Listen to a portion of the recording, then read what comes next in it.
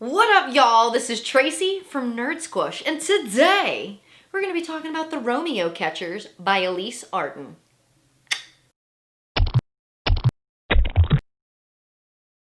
You gotta do it right.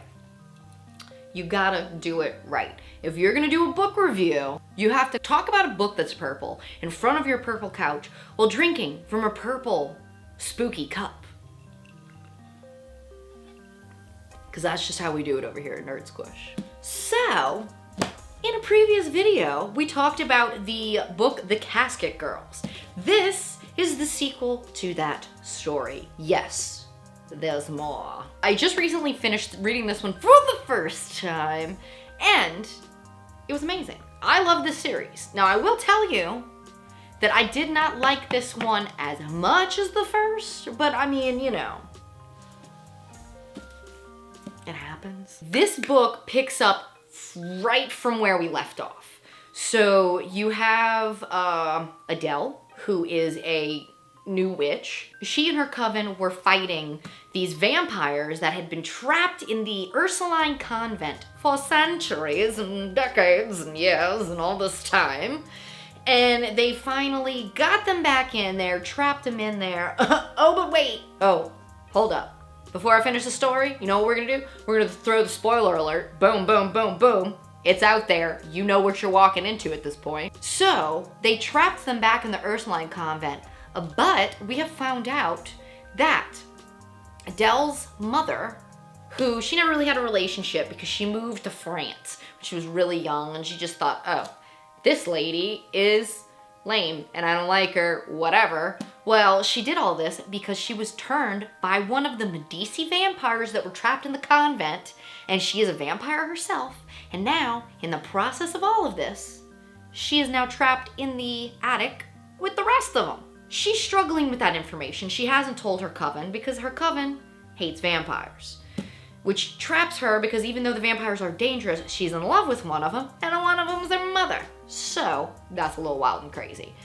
But she is struggling because these vampires have killed a lot of people that she was close to. They took her mother, and she's just struggling with a lot of things. She's building her relationship with Isaac, that is another witch in her coven, and she's just struggling to figure out what to do. The main plot point in this book is they're trying to find other members of their coven, because all these witches in their coven, mixed magic witches, are descendants of these witches that have fought the Medici vampires before.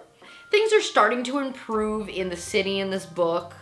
You know, New Orleans is starting to get back on its feet. Like I said, the Wren, who is one of these haunted tour guides in the quarter, it's really cool because the name of the book is actually one of the stories that he tells. And I didn't actually know this. As a local, now I say as a local, y'all know I'm West Banking over here, but it's all the same. It's one of the same. If you're gonna come on here, which East Bankness, and fight in the comments and say it's not the same, boy, come at me, we will fight. My West Bank will thrive, okay? Anyway, everybody that's not from New Orleans is like, what is happening right now? And they're thinking of that scene where Robin Hood Men in Tights, where he's like, I'm on the East Bank, I'm on the West Bank. Anyway, I digress. Let's go back to the story here. So the Romeo Catchers are actually these little spikes that are on top of poles in a lot of these old houses in New Orleans, and it was basically a security system back in the day. So you have all these little spikes, so if somebody's trying to break into your house and they fall, they're not gonna have a good time. There's gonna be a lot of, oh no. So, basically the story in New Orleans is referred to as the hanging boy, where this boy and this girl were, you know, in this romantic relationship that her father didn't know about. He sneaks into her house one night, father comes home early and is trying to find the boy. He goes out through the balcony, ends up falling, gets scared by an accidental gunshot, and basically gets filleted and falls to the ground, where, you know, in his last few moments of life, sees the skin and bits of his body hanging from the Romeo Catchers, which is wild. I didn't know all this stuff. So I was like reading it like, tea And then I did a bunch of like YouTubing and Googling, and we went down a very deep, dark hole for a little while. But we've come back. Yeah, that got wild. We went on so many tangents just now, and I apologize. But also, if you don't like tangents, you wouldn't be here in the first place, because it's kind of a specialty. Like I said, I didn't enjoy this book as much as the first one. And I think my main complaint with it is the fact that the first one, you're getting the story through Adele's perspective. Whereas with this one, you're seeing Adele's perspective as well as Isaac, who is her witch lover, his perspective. And even though they make it very easy, so she's a fire witch, he's an air witch, okay, that can turn into a crow. So the chapters will start off with a symbol, so you can kind of know whose perspective we're reading this chapter through. The chapter will start, it'll have the name, and then it'll have like a fire symbol when it's Adele. It'll have a little feather when it's Isaac.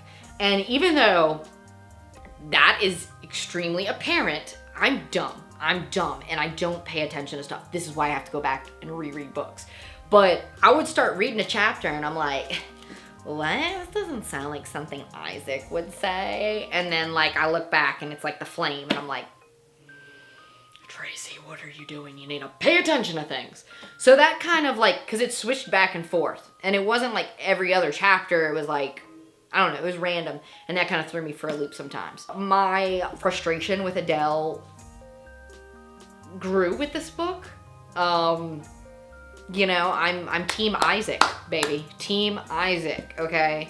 That boy, I don't get the vampire thing. I just don't get the vampire thing. Like, I get it, obviously, like, ooh, vampires, immortal, sexy. But, like, I don't get it. This boy can turn into a bird, and you can do, like, coven shit with him. Like, this other one is just trying to get at your neck, girl. You know what I'm saying?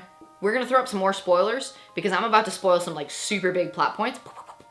In the final battle of this book, the vampires are released out again, because in this second one, we learn about these new witches that are actually vampire hunters, and they are kind of like vampires in the sense that they're immortal, but instead of living off of blood, they live off of like ghosts' souls, which cause like these possessions and the people go nuts. It's wild. The Medici vampires had gotten these like immortal witches, and when they drink their blood, they actually take their magic. So this dude was like, well, I ain't got my magic.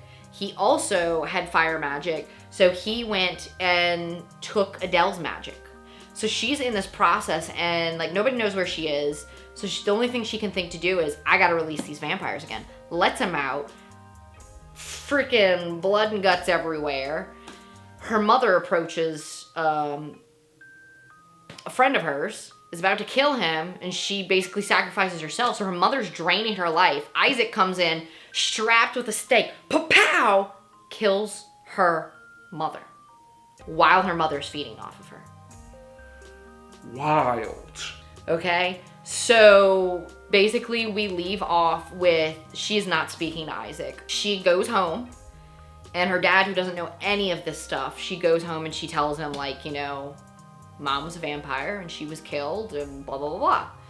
So Nico, the vampire that she's in love with, comes and he's like, you know, people can't know about us. I have to erase his memory. But when he erased his memory of all of that, he kind of erased his memory of everything that's happened in that time frame. So Isaac shows up to apologize, and her dad answers the door and he's like, I'm sorry, do I know you? Who are you? So he has erased everything. So he yells out to Adele, like, hey, yo, girl, you know this boy? And she's like, no, I have never seen him before. The drama. So that's where we leave off. And it is crazy. It is crazy. He didn't know it was her mother. I'll give him that. I will give him that. He just saw a vampire feeding off of her. And he was like, I'm gonna save this girl. And she's gonna be like, we gotta be together forever. I love you now. I get it. But like, this book,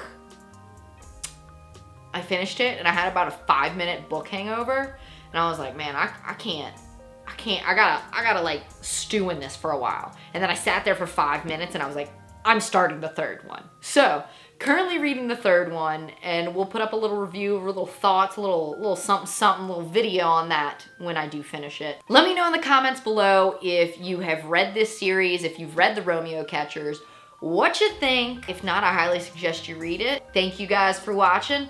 Don't forget to subscribe, hit that notification bell, and I'll catch you nerds later.